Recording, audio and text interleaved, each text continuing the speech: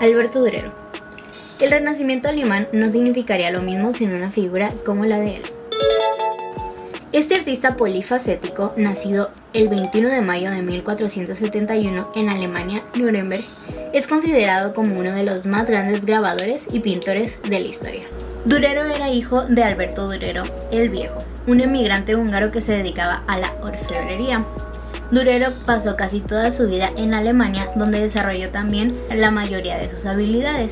Para la edad de 13 años, Durero ya había realizado su primer autorretrato, y para alrededor de 1490 y 1497 pintó el famoso autorretrato de su padre. El joven Alberto Durero aprendió la técnica de delineado y la de grabación en placas de oro en el taller de su padre, lo que obviamente le beneficiaría más tarde en su carrera profesional. De 1486 a 1489, Alberto Durero fue aprendiz del pintor y grabador Michael Wohlgemuth. Tras terminar su formación en 1492 se trasladó a Basilea, en la que permaneció 2 años haciendo grabados en madera para ilustrar libros. De regreso a su hogar natal, se encontró con una sorpresita. Su padre le había conseguido esposa.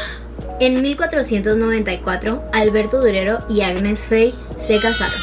Un matrimonio obviamente arreglado, en el cual no fue feliz.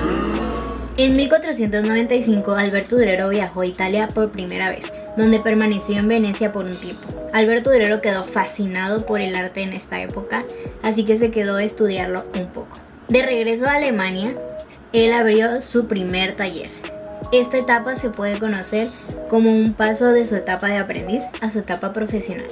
Alberto Durero estaba convencidísimo de que los artistas antiguos habían encontrado la fórmula matemática perfecta para esculpir el cuerpo humano. Tanto él como otros artistas de su época pensaban que las matemáticas y la geometría se podrían ligar al arte para obtener una representación más realista y representativa del cuerpo humano. De aquí vienen sus estudios de toda la vida en el arte italiano, sus apuntes abundantes y experimentación con las matemáticas y sus bocetos. Al final, su fascinación por toda la naturaleza y los seres vivos terminarían perjudicando su salud. Murió el 6 de abril de 1528, después de contraer unas fiebres pelúdicas en una playa de Nueva Zelanda para ir a visualizar ballenas. El artista no tardó mucho en tener éxito. Para sus 30 años ya era famoso tanto en su país como fuera. El alemán era reconocido por su gran habilidad de plasmar hasta los detalles más pequeños. Esto se adaptó perfectamente con el arte italiano y el arte del norte de Europa en esa época. Sus grabados inspiraron a múltiples artistas incluso fuera de su época, como en el barroco español o en los corrientes alemanes en el siglo XIX, también a los expresionistas alemanes a inicios del siglo XX. Al final, Durero siguió trabajando hasta el día de su muerte, dejando tras de sí más de 70 pinturas, 100 grabados, todo tipo de xilografías, unos 1000 dibujos y libros sobre la geometría y la proporción. La mayoría de las obras de Durero se vieron influenciadas por la religión y la naturaleza, pero las más famosas se vieron influenciadas por la religión. En esta tenemos Los 4 jinetes del Apocalipsis, la tercera y más famosa xilografía de la serie de ilustraciones de Durero para el Apocalipsis. Los 4 jinetes presentan una versión dramática del paisaje del Apocalipsis, transformando lo que era una imagen relativamente sobria e inofensiva en las Biblias anteriores. Durero inyecta movimiento y peligro en este momento culminante mediante su sutil manipulación del grabado. Las líneas paralelas que atraviesan la imagen establecen un tono medio básico sobre el cual el artista siluetea y superpone las poderosas formas de los 4 caballos y jinetes. Tenemos la muerte, el hambre, la guerra y la peste.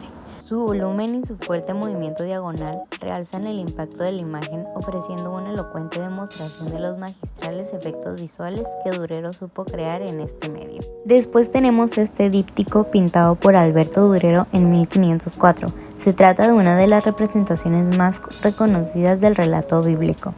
Por separado muestra a los 2 primeros habitantes humanos de la tierra, desnudos y tapados. En ambos cuadros aparece la manzana, en el caso de Eva también aparece la serpiente. La composición es sencilla y elocuente, ambos personajes parecen establecer el diálogo bíblico. Las proporciones anatómicas de los personajes guardan los cánones de belleza clásicos. También la coloración del lienzo observa las más estrictas normas académicas del momento. Por último tenemos La Fiesta del Rosario. Este cuadro de festividad religiosa fue pintado en 1506, considerada la pintura más representativa e importante de su carrera. Una composición notable, reconocida como tal desde el primer momento. Este catapultó al pintor hacia las más altas esferas de fama y reconocimiento. El cuadro, presidido por la Virgen María y el Niño, los muestra otorgando una corona a los dos personajes arrodillados, uno a cada lado, el Papa Julio II y el Emperador Maximiliano I de Habsburgo. Como ves, esta tiene las características ya mencionadas de tener muchos detalles y una paleta de colores muy llamativa.